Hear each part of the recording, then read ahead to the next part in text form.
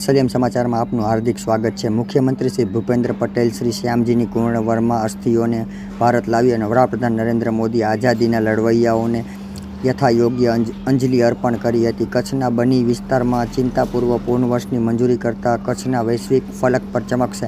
સરકારે કચ્છના પાણીના પડકારને આજે પ્રસાદમાં બદલી નાખ્યો છે। મુખ્યમંત્રી ભૂપેન્દ્ર પટેલે કચ્છના માંડવી તાલુકાના મસ્કા ખાતેથી 34.56 લાખ કરોડના કુલ 7 કામોનું ખાતમુહૂર્ત અને ₹89.21 કરોડના 9 કામોનું લોકાર્પણ કર્યું અને ભુજમાં નવીન પ્રાંત કચેરી, શહેર મામલતદાર કચેરી તેમજ આરોગ્ય સુવિધાના પાણી પુરવઠાના કામ લોકાર્પણથી જન સુવિધામાં થશે વધારો। મુખ્યમંત્રીની હાજરીમાં વન સંપાદનથી ભરપૂર ચાળવા રખાળને સરકારશ્રીને હસ્તાંતરણ કરતા રાજવી પરિવારે હસ્તાંતરિત ચાડવા રખાલ 10 કરોડના ખર્ચે હેણોત્રા સંવર્ધન અને સંરક્ષણ કેન્દ્ર તરીકે વિકાસવાની જાહેરાત કરી। મુખ્યમંત્રી શ્રી ભૂપેન્દ્ર પટેલે ક્રાંતિગુરુ શ્યામજી પૂર્ણવર્માના આઝાદીની સંઘર્ષ ગાથાને લોકો સુધી પહોંચાડવા ભગીરથ કાર્યને વડાપ્રધાન નરેન્દ્ર મોદી, સાંસદ વિનોદ ચાવડા, સ્મારક નવીકરણ, ગુજરાત સરકારે માંડવીના પ્રવાસનને એક ભેટ આપી છે। ધારાસભ્ય શ્રી દવે,